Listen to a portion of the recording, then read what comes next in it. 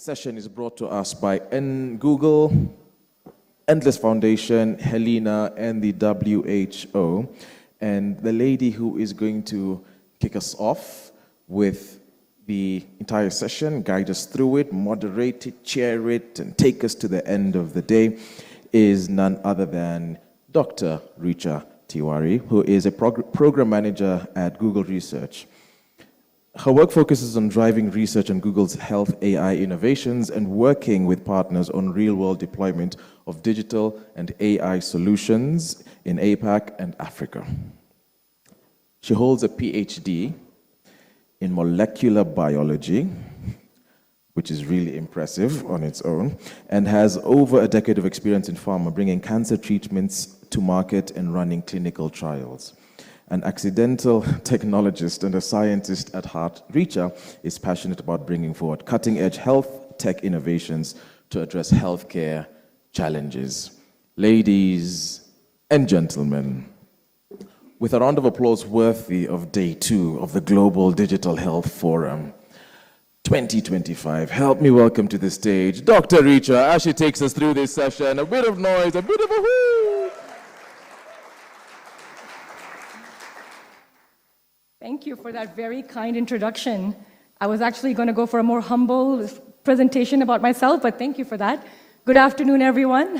It's very nice to have you here, and welcome to this session on insights and learnings from implementation of digital health and AI in global health. So I wanted to start off by just setting the stage for why we're here and what we hope to get out of this discussion today. We're here today because we know that as digital health systems scale globally, the need for coherence, interoperability, and sustainability has never been more urgent. We've seen the fragmented landscapes, siloed data, and duplicated efforts that diminish our impact.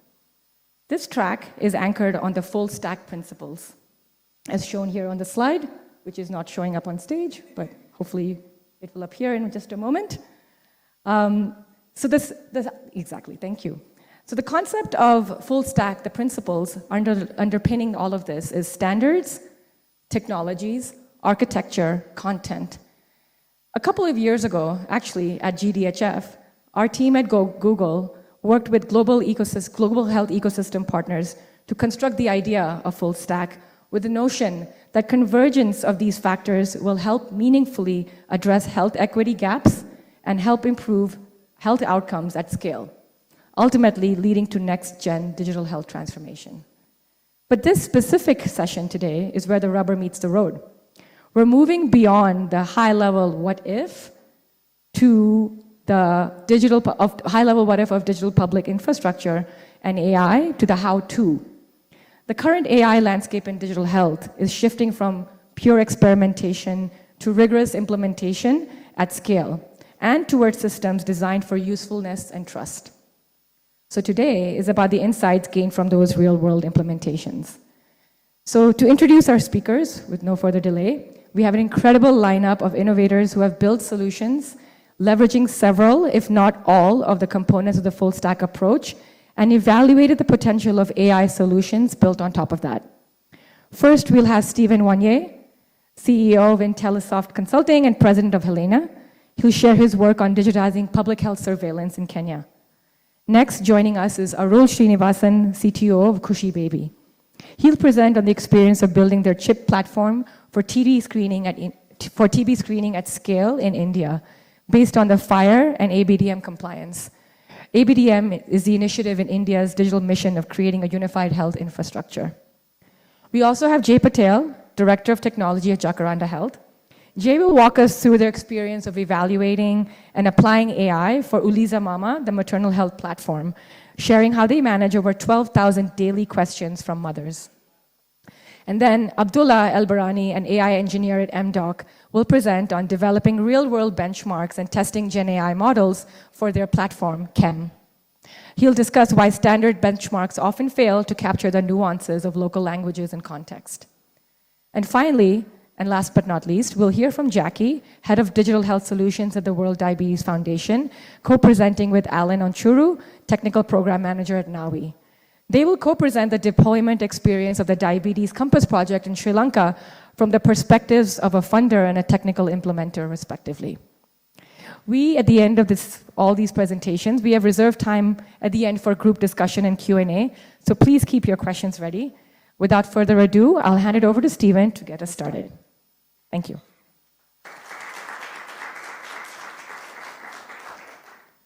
All right. Good afternoon. That was 7 minutes? I've got 7 minutes, right? Okay. All right. Great. Yeah, so I'm here to present about some work we've done with Kenya's Ministry of Health and the Kenya National KNPHI, National Health, I forget what the I stands for. But they're part of the Ministry of Health, and they're the ones who are really responsible for disease surveillance in Kenya. And we've done this work as more of, so far, exploratory, but now this has become a national system, and I'll show you why it's probably gotten this level of adoption in the government.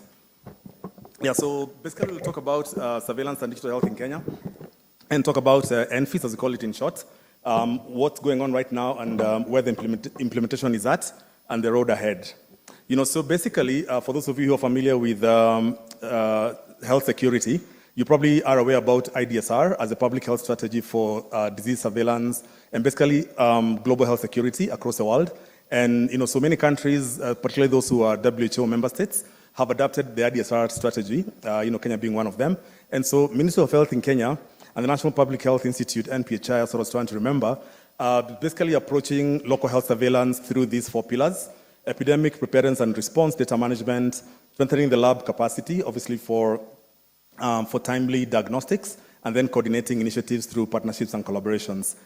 This has been the sort of journey in Kenya for strengthening Kenya's local health security.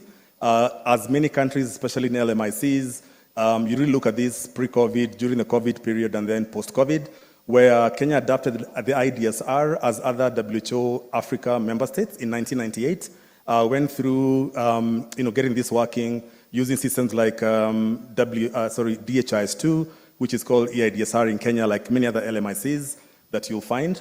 And then during the COVID period, there was really a surge and an explosion of digital health solutions. Everyone was trying everything. Kenya was in the mix of doing the same thing as well. So we saw an explosion of many systems trying to do different things. Some that were targeting healthcare workers, travelers, surveillance officers, and all that. And then post-COVID, when everything settled down, of course, there's a lot of issues that had been created, particularly in terms of just fragmented systems, because everyone had introduced everything for isolation, for case finding, for diagnostics, and most of them, as you can imagine, were not built on any standards of any nature, just because, we're in an epidemic period.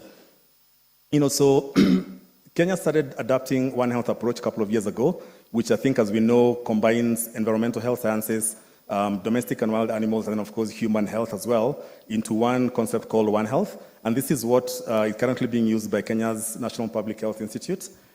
So I want to present these slides because they're important in terms of setting context that shows why Kenya is successful so far and why we've also been successful. It's not so much about the technology, but it's because of the foundational environment that has been set up in Kenya. And one of that is legislation, policy, and compliance. As you've probably heard so far since yesterday, Kenya enacted the Digital Health Act, and we'll see why that's important. Kenya also enacted Social Health Insurance Act that basically tries to make healthcare affordable through a social health authority, which is a government agency, and then also now provides social health insurance that is broken into 3 schemes. Secondly, these pieces of legislation established these agencies. So we have an agency that is promoting the social health fund, and that basically makes it possible to have many more Kenyans accessing care at very affordable costs. And then we have the Kenya National Public Health Institute that is now a semi-autonomous government agency that has centralized all the surveillance and local health security domain expertise, including response, prevention, and control. And then you have the Digital Health Agency that basically looks at sustainability of digital health implementations. These 3 agencies are critical, and I would say these have really been the reasons why what I'm going to present has been successful, a lot more than the technology itself. Then thirdly, through the Digital Health Agency, as you probably heard this way too many times this week, Kenya has established the Digital Health Superhighway, this is what the superhighway is. for those of you who are familiar with the concept of the health information exchange, it's really this notion of having a couple of sources or single sources of truth that are government maintained. So everything in green in the middle is the core infrastructure that government maintains. So we get to know how people are identified through a client registry, all the healthcare workers, facilities. We get to know what people call things through the terminology services, and then we've got a shared health record. Everything else around it that's outside the yellow lines is what everyone else does, whether you're an implementer, you're a vendor, but this core infrastructure is what the Digital Health Agency is probably its biggest success so far. So with all that in place as a foundation, we started working with the Kenya National Health Public Institute to understand what the problems were. Like everything else you've heard many times before, a lot of legacy paper-based systems, limited interoperability, and obviously the lessons we learned through the pandemic experience. We conducted an assessment with them, and not surprising, some of the findings that we got, siloed systems, hosting issues, poor feedback from the ground up, from the community up, lack of a UPI, lack of standards and the like. So then the approach being led by the Public Health Institute was to understand what exactly needed to be intervened with digital health interventions. So looking at the IDSR guidelines for Kenya, and then articulating that in a way that would be easy to engineer into the system, and then finding the right solution, digital health solution. So that's how we approached. Again, all this was ministry-led. And additionally, we needed to ensure that whatever we're going to invest in was compliant with the Office of the Data Protection Commissioner, that's what ODPC stands for, and also the Digital Health Agency. That included ensuring that we meet the impact assessments for data protection and also complying with the certification framework, which means complying with FHIR, smart guidelines, and things like that. Availability of local competent capacity, and also aligning with international best practices. So after lots of discussions, the team led by ministry settled on Open Health Stack. Why? 3 reasons. That we could build faster, and we did actually build this NFIS in 3 weeks and deployed it in the 4th week. If you know much about OHS, you know that it natively builds in privacy implementations or interventions, and then we're able to unlock insights a lot easier. Again, remember, all this is sitting on top of the superhighway. And then secondly, it's also being governed by the agencies that I spoke about. How did you do this? So we looked at the local IDSR technical guidelines, and out of this, we worked with WHO Department of Surveillance in Geneva to develop Kenya's digital adaptation kit. And then out of that, we're able to then develop the FHIR implementation guide, which is part of the National Library, and then implement that in OHS, which is now called the National Public Health Intelligence Information System. Currently, we're working on a couple of precision health models, part of the work we've been doing this week at the Google Health offices. So this is what NFIS is. You can find it on Play Store. And right now, again, we're working with the Google team, now that we've got cross-platform capabilities, to also have this available for other platforms. Some of the lessons we learned, again, nothing really surprising here. Collaboration is critical. We're lucky that we've got very strong capacity in these technologies and other things that I mentioned locally. We're also lucky that the government had solved the foundational issues through governance, regulation, and legislation, and also having the agencies that are actually providing the leadership. And then, the fact that we're using sets of components that have natively built-in standards means that we don't have to take on the heavy lifting. And then, of course, having local competent capacity was a big plus. So where are we right now? NFIS is deployed across the country, across all the 47 counties in Kenya. It's now formally adopted as a critical tool for local health security in Kenya and being taken over by the Digital Health Agency. We're working on ensuring that it can generate vaccination certificates, working closely with WHO to ensure that that can be verified against the Global Digital Health Certification Network. So we've met all the standards. Now it's just formalizing that through the Ministry of Health. Working, of course, to make sure that it's part of the digital health superhighway. And right now we're working on the analytics and the predictive and, using AI. It's interoperable out of the box. Why must we actualize electronic public health surveillance? Again, nothing surprising here. All this came out of the assessments we did, and this is what the ministry and the NPHI is following through. In conclusion, the lessons we've learned that I think really critical for us is that it pays to invest in standards. It pays even more to work with components that have already baked in standards, so that you don't have to pass that on to the developers. And developers can be a lot more innovative when the foundations, technology foundations are in place. We've also learned that it's critically important to work with open standards. So we work very closely with HL7, of course with the Google team as well. And we're now moving from intelligent insights, from data to intelligent insights, and from response that is delayed to real-time action, which you know is very critical for, especially for outbreaks. These are the partners we've been working with. Shout out to the Google team, Global Health, Task Force for Global Health, and Global Fund and WHO, and US CDC as well. Thank you.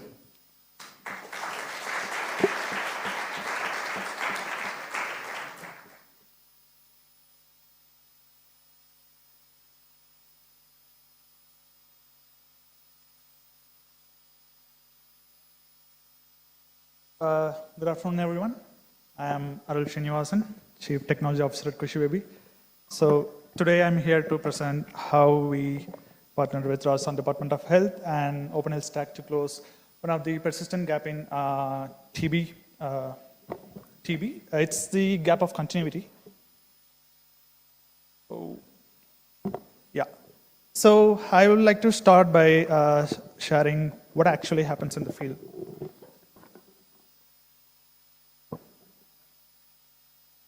So every annual year, community health workers. Thank you. So every year, community health workers performs screening across her village. Now, when a suspect has been found, she will hand them over a paper referral slip. Then the individual has to travel to the nearby referral facility where they get the diagnosis and immediately seek the care if the result turns out to be positive. Now, think about what happens when the paper slip is lost. The health worker can't able to track the patient back and doesn't get to know whether what was the outcome of the diagnosis. And so this basically breaking the entire care cascade and creating a delay in the delivery of treatment. So to illustrate this, let me share you the story of Jagdish. So he is a 38-year-old male from rural part of Rajasthan, actually a daily wage worker too. So he had persistent cough and weight loss, which is a classic symptom of TB. Community health workers screened him twice and hand them over a paper referral slip as he was a suspect of TB. Now, he was asked to travel to 18 kilometers to the nearby PHC to get the sputum testing done. Now, he actually lost the slip. And what happens, struggling through his day-to-day busy work and economic hardship, he quietly dropped out of the system. And by the time he saw the care again, he had advanced TB. It was a delay that was completely preventable at the early stage. So, even though a lot of digital systems exist, they operate in silos which are not completely interoperable. We've seen in the field that community health workers filling the data across too many portals, which is creating a duplicate, fragmented, and inaccurate reporting. So that's why we imagine a solution which is robust, standardized, and interoperable enough to track the entire care cascade lifecycle efficiently. So that's where we introduced our flagship platform, CHIP, Community Health Integrated Platform. So now you can see the longitudinal feasibility in this system. So ASHA worker, she's in every part of the village in India. Now, so our product powers community workflow across the various health programs where ASHA worker can screen, collect, and record the data, flows to A&M, actually nurse midwife, who is a nurse in the subcenter level, and where any patient from there can be referred to a higher facility. We also have a facility care module where it powers the primary health centers and urban health center units with the FHIR interoperable layer. Now we can effectively share any data, any patient data referred from the community to the hospital level at the higher facility. Now, not only this, we do have integrated analytics where the health officials at the higher level can supervision what's happening, so enabling better adherence monitoring and take a better decision. So to solve the gap that we have seen earlier, the story of Jagdish, We have integrated the CHIP platform with Nikshay, which is a national TB portal in India. Now, every screening happens at the community level by the ASHA health worker, directly flows through the Nikshay portal. And what happens further, using the digital record, the community health worker can able to follow back with the patient and get them diagnosed at the laboratory. Now, using the results, the treatment will be provided at the higher facility, like the hospital. Now, the outcomes and the treatment plans further shared back to the CHIP platform, now enabling the health worker to longitudinally track the full patient care digitally.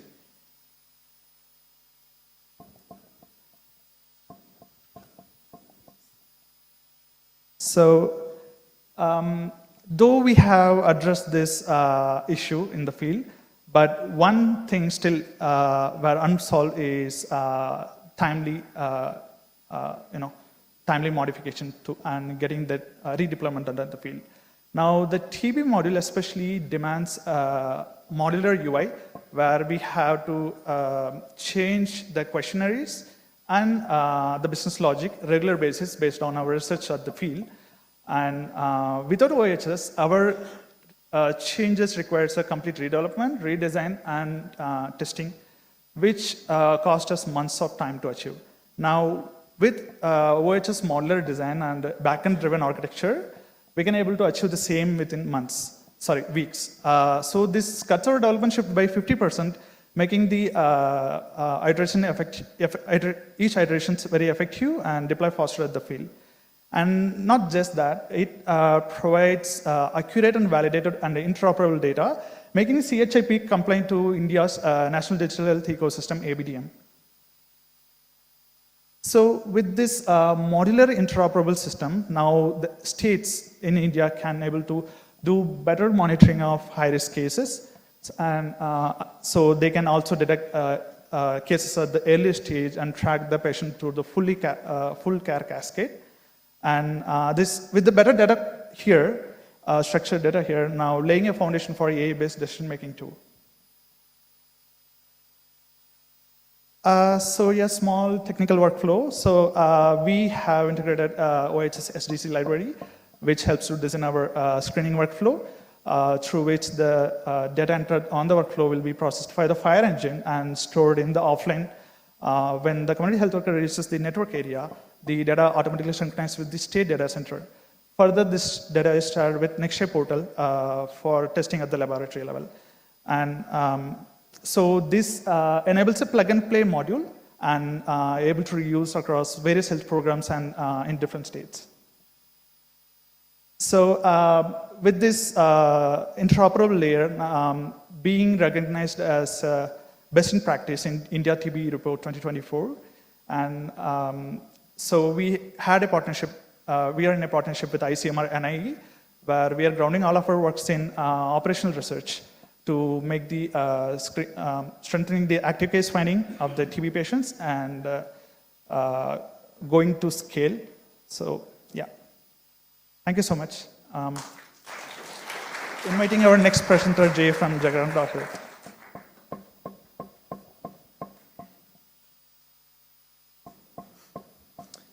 Hi everyone, thanks. Jay, Director of Tech at Jacaranda Health. I'm going to talk about how, or what Kenyan constraints taught us about building AI for 4 million African moms. In the US, a pregnant woman will ask Google approximately an average of 1,000 questions during the course of her pregnancy. And I want to start with the story of Millicent. Millicent is a mom in Kenya. She lives in rural Busia. At one point, she was 8 months pregnant. She lives more than an hour away from the nearest health facility, and she owns a feature phone. So she's not like the smartphones we all have, kind of the Nokia bricks. One evening, she started experiencing a headache and did what we all would do, which is basically take a painkiller. What she didn't realize is that during that stage of pregnancy, a headache potentially signs preeclampsia or high blood pressure. She has a feature phone, so she couldn't just Google it, no access to WhatsApp, couldn't actually ask anyone. So she waited, took a painkiller, and that didn't have any effect. Waited a little bit longer, headache got worse, and she decided, listen, I need to get to a hospital right now. Finally got to a hospital a few hours later, but unfortunately that delay in between getting the headache to getting care resulted in a stillbirth. Fast forward to her second pregnancy, she was on our service called Prompts, signed up, we started to send basic information, what to eat during pregnancy, foods to avoid, but importantly, what does a headache mean? What happens, what does it mean when you're bleeding, and what to do in that situation? She asked a few dozen questions during her pregnancy. Can I eat avocados? Again, the headache issue occurred. Asked the question, I have a headache, what do I do? Previously, the questions were like lower priority, so our AI was able to respond to them. In this case, it flagged that this is an urgent question. I need to get her question in front of our help desk agent, who picked it up, called her, and said, listen, this is a potential issue. You need to get to a hospital right now. Fortunately, she did, and a few weeks later, she delivered a happy, healthy baby boy. Millicent is not alone. 7,500 women die in Kenya, and 33 every year. About a third of these deaths are due to delays in seeking care. Millicent moms like her ask us around 12,000 questions every day. These questions are in informal Swahili, mixed with English, mixed with Sheng, which is slang, in local vernacular, often talking about local contextual situations. And only 7% of these signal a potential danger sign. Most of them are benign. Most of them are, what can I eat or what should I eat during pregnancy, that kind of question. But about 7% are danger signs, and we needed a way to pull these out of the queue and make sure that we got these moms the help they need when they need it. So how do you design for this context, right? I was up at one of these sessions last year saying that Africa will leapfrog legacy technologies, and I think that's the wrong way to think about it. Leapfrogging implies jumping over obstacles to arrive at the same destination. I think a more accurate way of thinking about it is that because of our constraints, we have the opportunity to start without the baggage of legacy systems. So we shouldn't be trying to build a cut-rate version of a system that was never designed for our reality to begin with. We should be laying a different kind of foundation altogether. So if you think about it this way, for the last 40 years, many global health systems have been building their digital infrastructure floor by floor, almost like an office building. First, you build a basement full of mainframe computers, ground floor full of filing cabinets filled with paper health records, and the next floor up contains maybe desktop electronic records. Then you bolt on a mobile app penthouse. Now everyone's trying to cram AI into the elevator shafts. And the result is complex, it's brittle, really expensive. The core plumbing is 30, 40 years old, and it's leaking. Because of our constraints, we have the advantage of a blank slate. So we're not renovating an old office building. We're laying the foundation for kind of a new type of city, which has 3 core principles that make it more resilient. Number one is it has to be community-centric, not institution-centric. The center of the system is not the hospital database. It has to be the mother's phone. Systems must be architected to push power and information to the edge of the network. And not to hoard it at the center of the network.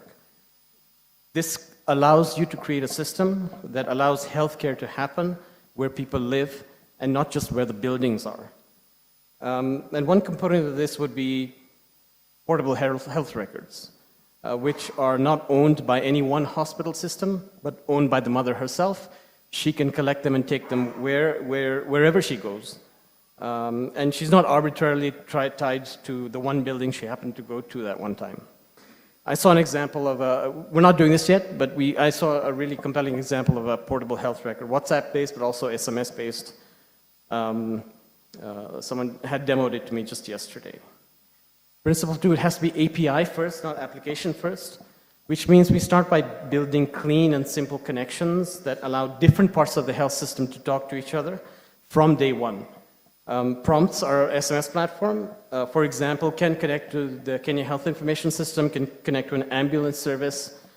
Interoperability isn't a feature that you add on later, it has to be a founding principle, and FHIR standards are like a long way towards that. And third, it has to be mobile native and not mobile adapted.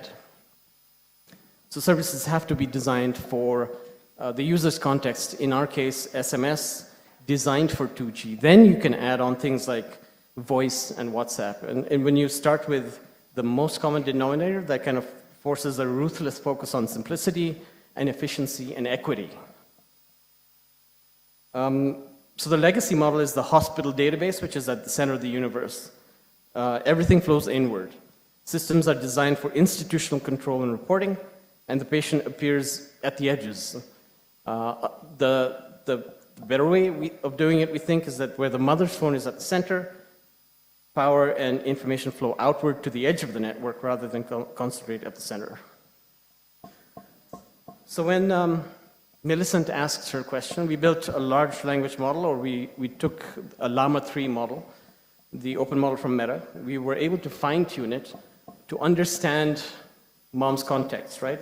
Informal Swahili, local vernacular, and be able to respond to these. We get 12,000 questions a day. This thing responds to about 80% of the questions.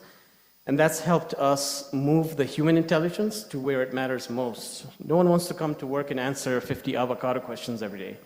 People want to come into work and help moms. And we've been able to focus the attention of our help desk where it matters, which is the moms who are experiencing danger signs, for example.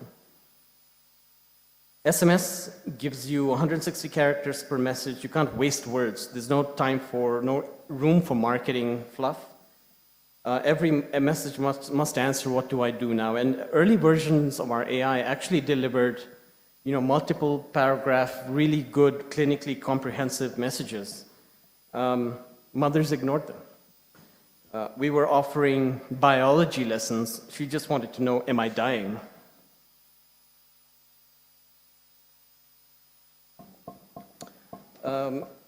Designed for 2G first, then add functionality, add WhatsApp, add voice. We're going to play an audio real quick. What will happen, what you'll hear is someone asking a question in Swahili, can I eat avocados when I'm pregnant? There'll be a short pause, about 10 seconds, and then you'll hear we use like ChatGPT to generate a response. There'll be another pause, 10 seconds, and then you'll hear the model of the voice that we fine-tuned. For those that understand Swahili, but even if you don't, hopefully you can detect the difference in accents. Could you play the audio, please? Naweza kula avocado. So that's the question.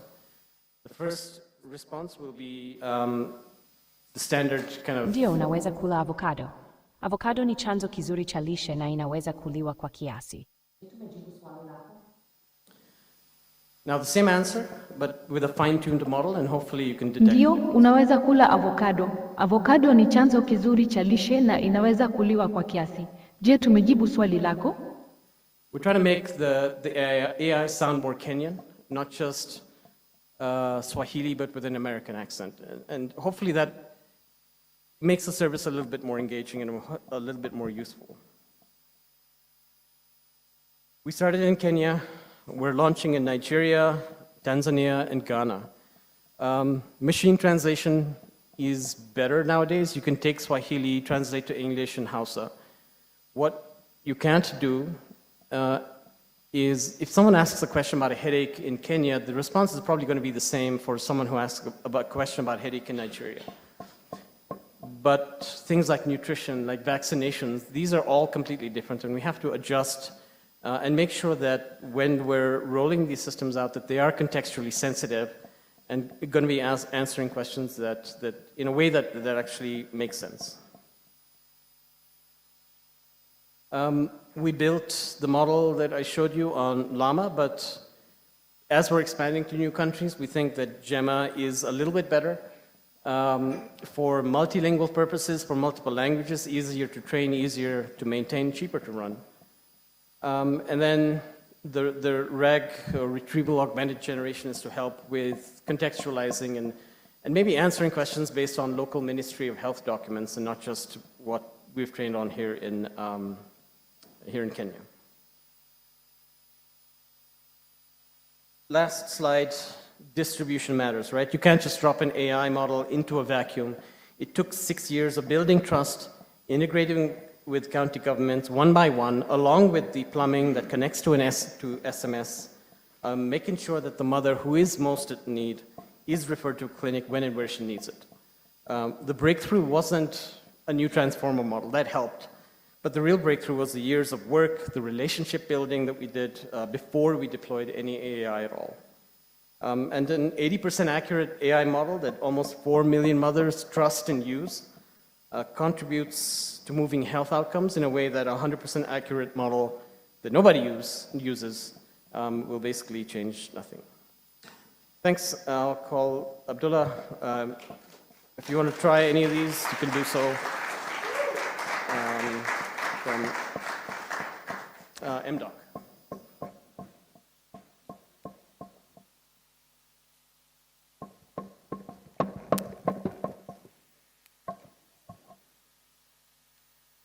Everyone, can you hear me?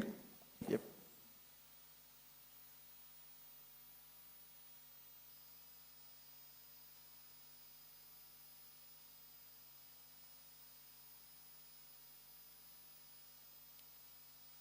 Hello everyone, thank you for joining us. Today, I'm happy to show you our work that we've done on CAM. Our AI, to share with you the journey of MDoc to improving CAM, our AI health coach chatbot, by using our own benchmark, real-world benchmark data set. The question was simple. Can CAM serve the people we need, not just in paper, but in real life? Over the next couple of minutes, I'll walk you through our roadmap. First, we're going to start by introducing MDoc, then understanding the community we serve. From there, we identify the gap we found in the existing AI benchmarks and introducing our real-world evaluation approach. And finally, we'll close out with the insights and learnings we've learned along the way. First, let's start with who we are. At MDoc, our primary goal is centered around self-care and health coach and delivering health coaching and health improvement to our members through behavioral science,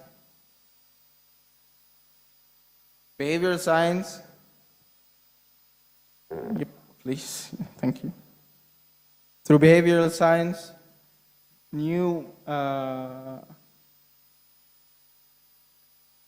behavioral science and healthcare. Through our 4-pillar approach. Let's walk you through it. First is complete health. Our omni-channel that is coach, health, and AI enabled that serves as a core quality for our members. Here is the cloud platform where we could speak with CAM. Secondly is navihealth.ai, our geographical platform where members can see the clinics and healthcare platforms that they can do. Thirdly is the in-person community-based nudge hubs, where people can go through the nudge hubs where they are, at markets, and meet their health coaches and get the self-care they need. And finally, MDoc Quality Network, MQN, where capability building including tele-education providers for patients. Together, these form the core of CAM. CAM is not just another AI tool, but is a part of this 4-pillar approach that is here to derive healthcare and serve people where they are. Let's talk about the community we serve. We have about 162,000 members on Complete Health, people living with chronic conditions like diabetes, hypertension, Most of them are women, and majority make less than $2 a day. Now, we've introduced our community. Let's talk about Cam. Cam is our AI health coach chatbot, designed to provide personalized guidance for our members. But Cam is not just a work of 1 year. Cam has been a work of 5 years. Cam started up in the COVID in 2020, where people could not just access their health facilities. So we introduced Cam as a rule-based chatbot. But as the technology evolved, our member needs also evolved, where we decided to incorporate the LLMs and natural language processing for better care and personalized guidance. Then, now with the agentic abilities, Cam is now evolving again to Cam 3.0, where you can not just provide personalized care, but also give us real-time nudges, real-time emergency alerts. Now, let's take a quick look about the development cycle of Cam. Cam, first we start with the purpose and scope. What's the purpose and what does Cam need to do? Then we work through the data acquisition, model development, and integrate Cam inside our MDoc knowledge base. From there, we do integration and testing and deployment. But with that, we saw an issue. With this development cycle, we found out that models who appear to do well in the existing benchmarks fail in real world. But before that, let's talk about these pictures. These are pictures these pictures tell a story.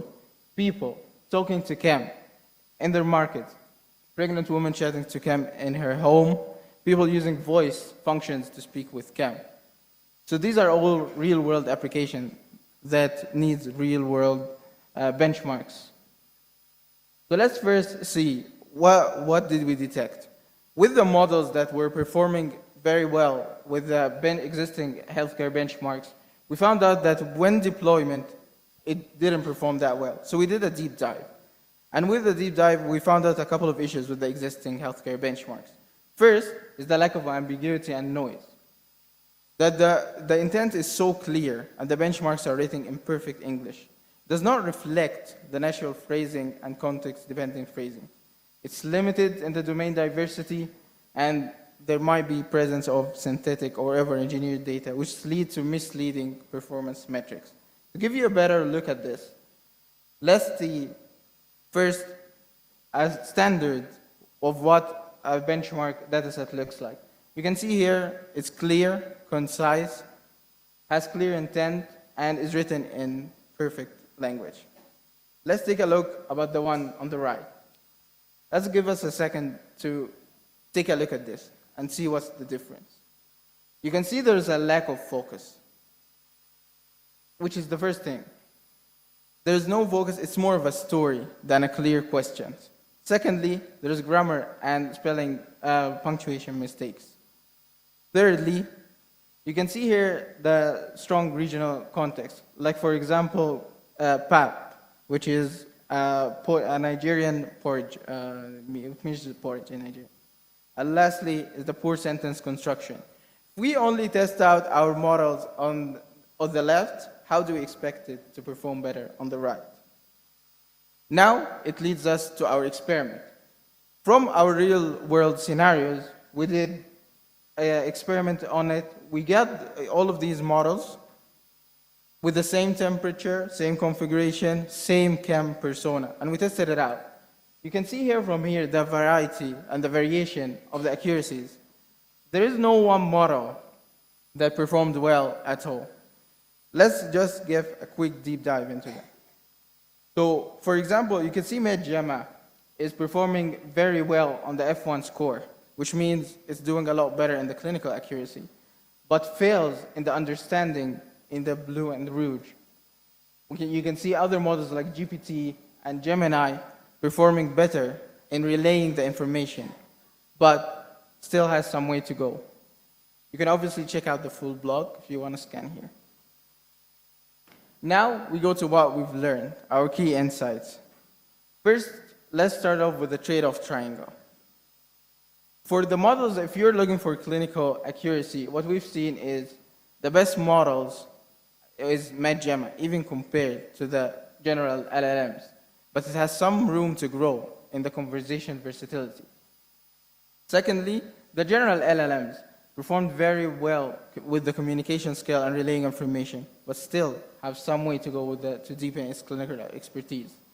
And lastly, the affordable and small lightweight models. They might be cheaper to run, but they still require a lot of foundation to scale in healthcare. While benchmarks offer value, we still need to see the real world challenges, and not just the synthetic, clear benchmarks. Also, automated metrics alone do not provide you the full picture. There's a need for, we've shown you the F1 score and the quantitative analysis, but what about the risk? What about the tone? What about the sentiment of the model? We need automated metrics to also be able to capture that, which we're working on, and hopefully you'll see it in the future. So in the end, we'd like to say that for Chem to be serving the real world users, it needs to be trained and tested also on real world data sets. Thank you, everyone.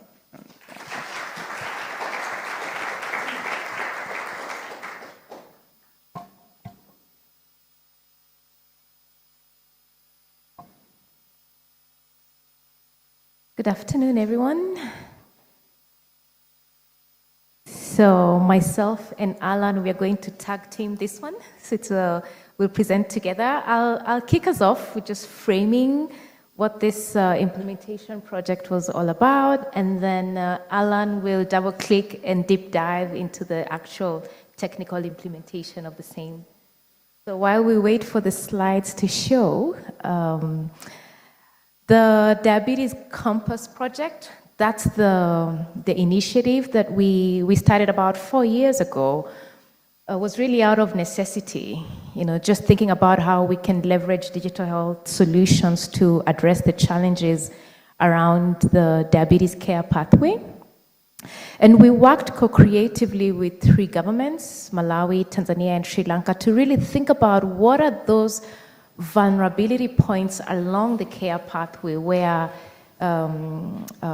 digital interventions can actually make a difference, and while doing so, also contribute towards their journey of digital transformation more broadly in the health system.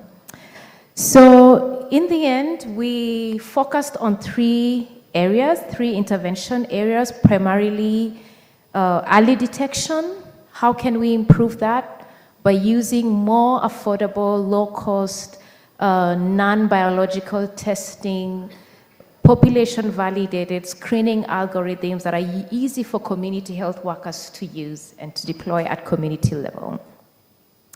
Beyond that, how do we integrate these systems to the facility, close the referral loop, ensure that people get to the facility to get care, but also don't fall off the care pathway? And then lastly, how to integrate the same and also capacity building as well. So the 3 countries where we worked, the first thing, of course, was to scope and figure out what are the existing ecosystem, what is the strategy, what is the plan strategically for the government in the direction they want to achieve along these 3 areas of the care pathway. And today we will focus primarily on the Sri Lanka implementation, but also just want to say, actually, the other 2 countries, Tanzania and Malawi, have also been really eager to get on this journey. But looking at where they were on the journey, they were just not as fire ready as Sri Lanka was, and that's why they explored different systems for now, while they build with fire interoperability in mind.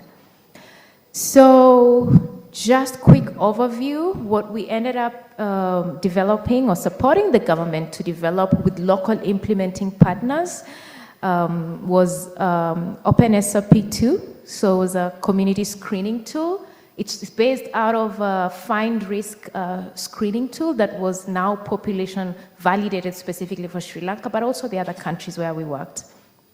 Beyond that also, connecting this to a clinic app, which has workflows for care. So right from registration to consultation, complication management, and referral as well. And of course, ultimately integrating this to DHIS2 so that they can get the data in an aggregate way so that those sitting at the Ministry of Health can actually use the data for making the decisions. I just want to point out that this was actually extremely important for the Ministry of Health. The Sri Lanka Ministry of Health had a blueprint that clearly stated that they wanted to build fire interoperable systems. And so they were ready, and that really was a good fertile ground for them to explore this and also build with scale in mind to be extended to other disease verticals as well. So with that, I will let Alan get a bit deeper into the technical implementation. Yes, hi everyone, I'm Alan. I'll get a bit deeper into the technical implementation, but without losing you guys in the weeds. So what you're seeing here is the OpenSRP2 implementation on Fire. So I'll just go from left to right, starting with the Android application, which is built on using the Android Fire SDK, which is a component of Google's Open Health Stack. So moving in the middle, we have the Firestore, which is the Fire server itself, that stores the Fire data generated from the Android application. So I wanted to highlight that OpenSRP2 makes heavy use of the Google Open Health Stack. This is because the components already built on best practices. So this allows us to, it lowers the complexity on our end and allows us to just focus on the more important bits of the implementations. Just to point out things like securing the data, making sure the data is transmitted securely, which is now handled by what is called the Fire Info Gateway that applies access controls, as well as the admin dashboard to manage users in conjunction with the Keycloak that handles the identity and authorization. So once this data is in the Firestore, it's able to move through Fire data pipes for analytics processing and displayed on a dashboard. Right, so here I'll explain more about OpenSRP2 as a solution. So for this specific implementation for the Diabetes Compass program, we had a clinic application as well as the community application. And this, other than using the Open Health Stack components, on OpenSRP2 business logic, we leverage what we call Fire configs. So this is built into OpenSRP to allow us to have variants of the solution without having to change the code base, get into the code base, do new releases of the APKs, and this helps a lot, especially in low resource settings, because you don't have to constantly send out a new application. They just need to download the configurations, and you have the UI changes, you have the clinical workflow changes on the device. So since these are Fire configurations, they have to be, they're synced from a cloud, using the Cloudfire API onto the Android application, which also works with the operational data collected from the field. All right, so I won't get too much into this, but so this slide was just here to show the scalable deployments, how we handle our scalable deployments for OpenSRP, mainly using Kubernetes. All right, I think there was content here. All right, but we can just proceed. Do you want to go first? All right, so I can share some reflections around lessons we've learned from a programmatic implementation. I think one of the big ones really that has been talked a lot about is the capacity building and technical capacity locally. The team at NAMI were extremely helpful and they carried the heavy load. But what they also did was really capacitate the team in Sri Lanka. So they worked really collaboratively to transfer that knowledge and skill, but the gap is still huge if we really think more long term. So that's really an area where we really need to consider and going forward to really think about. The other aspect also, I think this was a positive thing, really there was strong political buy-in, a strong champion in the NCD director at the Ministry of Health in Sri Lanka, and that facilitates, that there is full ownership and full buy-in. There's dialogue now around how to extend this beyond diabetes and hypertension, but of course, that in itself is a challenge. We are still thinking from a disease vertical perspective, but still looking at how we can use the already established infrastructure to expand that. So I'll mention those two for now. All right. So from a technical implementation perspective, one of the key insights was collaboration was very critical. We had many stakeholders collaborating, as you mentioned, from the Ministry of Health. We had his Sri Lanka working with the ICT department in the MOH. We had the researchers who came, who shared their logistic regression model that we implemented for the screening algorithm. So it was like a communal heavy lift to get to this point. So secondly, another key insight from this implementation was our secret sauce in OpenSRP2, which is the configurations management that's built on top of FHIR and supported by the Google OHS components, really helped in fast-tracking the adoption. And this is because, as I mentioned earlier, when it came to distribution of the application in the field, once we got feedback from UAT sessions, we didn't have a lot of headache in terms of implementing the changes and making sure that they're available at the field as soon as possible. So because we just needed to update our configurations, make sure they're on the server. OpenSRP2 also supports peer-to-peer sync, which means the devices were offline for quite a long time, but then they didn't need to be, didn't encounter sync challenges because they were able to sync peer-to-peer to supervisor or clinic applications. Cool, that's it.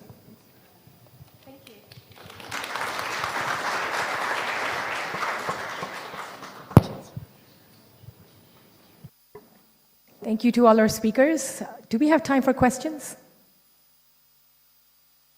Okay, we have 4 minutes for questions. So, are there any questions from the online audience? Yeah. Yes, there are. And you cannot see me, those of you online, but I promise you I am here and we are reading your questions. So we have a question from Andrew Cantor, who he says, greetings. Andrew says hello to all of us from Chicago, Illinois, and Columbia International eHealth Lab. He says he might have missed it, but he wants to know, how did you handle the semantics around DM and HTN in terms of terminology mapping?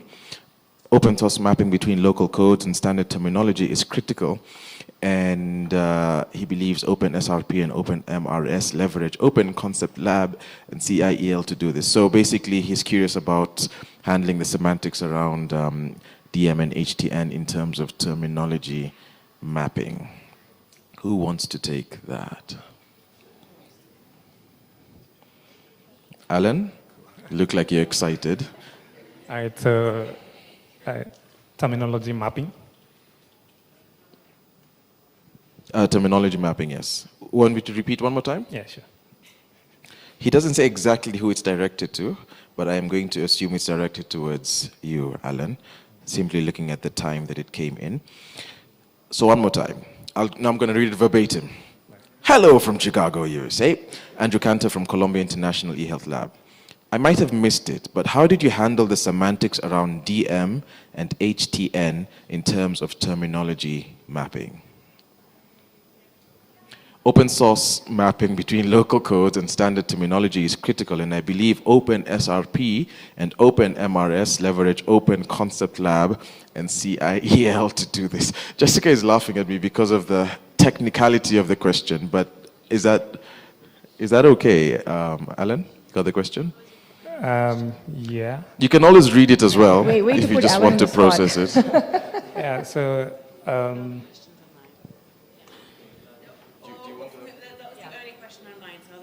If there- So we can take some from the audience as Alan, you process that as well. Please go ahead. Hi, everybody. This is Maria Musa from MDoc Healthcare. Great presentations, great work. I was very curious about, very interested about the referrals that we are doing to the facility to provide better access to care. But what I'm more curious about is the completion of the referral. Like, how are we really tracking whether they're completing the referral? So we are doing it digitally, but how are we following up and making sure they're actually completing the referral? Yeah, thank you. Is that directed towards Arul, who presented on the TV screening?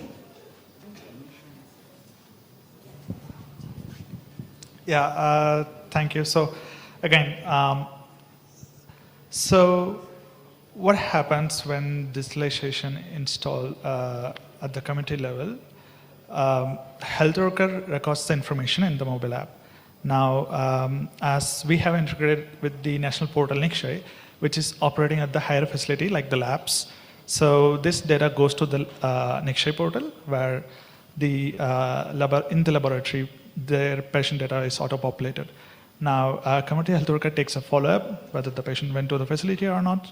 Through her mobile device, she can able to see the outcome.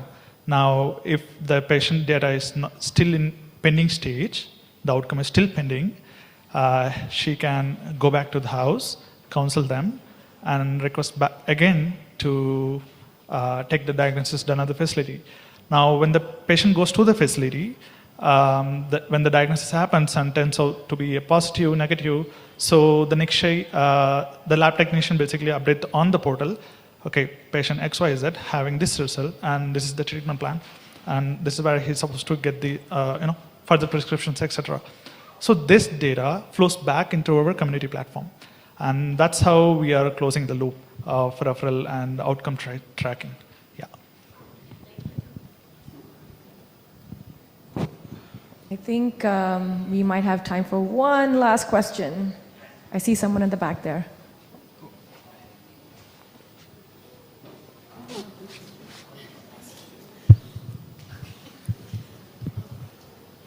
Thanks. A question to the Jacaranda team. So you spoke beautifully about how to make an AI tool community-centric in terms of infrastructure, user experience. What about the actual content and health advice? How do you make sure that communities actually shape it and shape how the accuracy is evaluated and don't just become noise in an LLM which is trained on data from high-income countries? Because we can say pregnancy is the same anywhere clinically, but also not in so many ways we know of.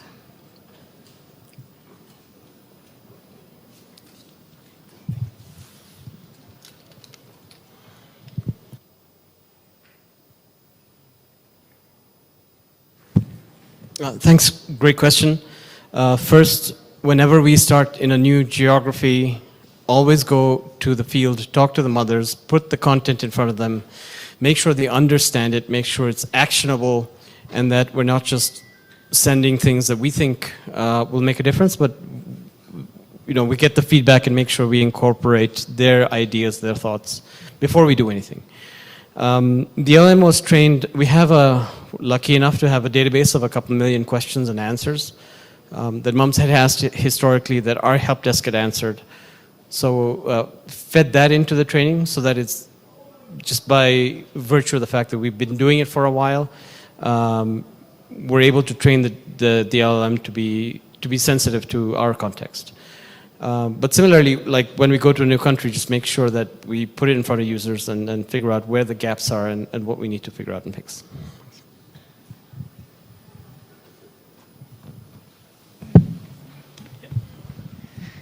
Hi, good afternoon. Thank you so much for all the presentations. Coming from the VC world, from the venture capital world, and open to any of the speakers here, what is your plans for scaling up with the lack of funding also from private and public sector? How you will scale up? What type of models? Are you thinking more business to business model, business to consumer model? Because I guess that you want to move forward and you grow.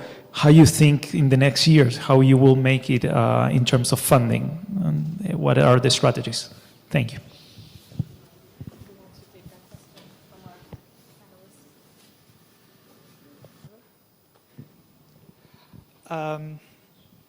Audible? Yeah. So Kushibaby as a nonprofit, we currently don't have straight plans on going profitable model, but how we scale is a good question. So one problem around here is, does the government wants it?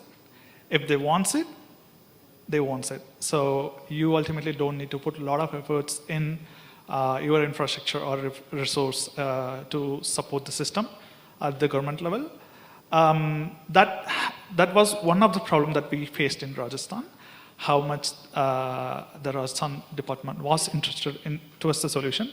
But fortunately, a couple of program officers in the department were very interested on this revolutionary solution. So and the TB department were especially owning it. So that's why we made through the complete integration, coexisting into the system, not like replacing the system, existing system. So we had footprints in other states. For example, Karnataka have a strong buy-in to the solution. So when the buy-in, your infrastructure cost goes down, and starting from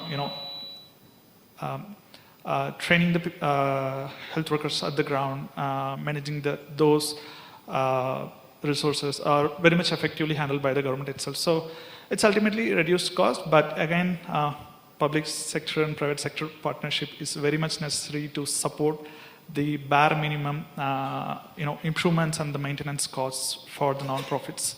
Yeah. Yeah. Yeah. Thanks. I'll go ahead. All right. So there was a follow-up, a clarification from the initial question. So in terms of mapping concepts. So when you talk about code systems and value sets, I think what we went with was ICD-10, if I'm not wrong. And that's the system that we use to map different concepts, whether in the forms, in the file resources that were extracted, in the data itself. Yeah. Thank you. All right. I think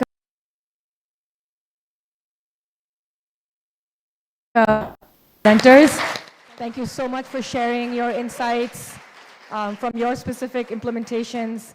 There are really valuable lessons and rich insights that we gained from your presentations today. And if anybody wants to reach out to them, you know where to find them. They'll be here. I'm speaking on your behalf. We'll be here for the next day or so. So thank you so much, everyone, for your time and attention. Thank you so much. Can we give everybody another round of applause? What a fantastic way. Wait. Hey. GDHF. Let's give them a GDHF. Round of applause. All the way to the back. Thank you very, very much. I just want to quickly just to quickly acknowledge again, some of our participants who are joining online and commenting. Mariam Umar, thank you. Khalid Umar, thank you. Rispa Uso, Grace Kayora, Khadija Umar, Tamsankan Kube, Hannah as well, Andrew for the question, Grace. Thank you so much for participating, all of you online. We genuinely appreciate that, and you're keeping the conversation going online as well. And Andrew says a very huge thank you for that one as well, Alan. Ladies, gentlemen, this brings us to the final official session. We still have one more. The days do not end at GDHF. We still have another session that's going to come up, end of a fantastic day, and it's going to be a very fun session led by Wayan Vota, who is, it's going to be a fun one. It's actually, we are calling it a fail festival. And particularly important, I suppose, for all the entrepreneurs and innovators in this particular room, we want to celebrate failure. No, that's it. We're just celebrating failure. No meaning, no purpose. If you failed, we'll celebrate you. The idea is to celebrate failure as a mark of leadership, innovation, and risk-taking, and understand that it's only by failing that we can push the boundaries of what is possible in scaling ideas. So we hope to see you in the next 45 minutes, 40 minutes, 6:15 exactly. We will be coming back here. We'll also push that announcement online as well. And tomorrow is the last day, unfortunately. I'm doing my best not to tear up at saying those words. And we're going to start at 8:30 a.m. sharp. So we'll see you all tomorrow for that final day. Our virtual programming is continuing on, and it's been an absolute pleasure. Please give yourselves a massive round of applause as you leave for the end of day 2. Thank you very much. See you all tomorrow.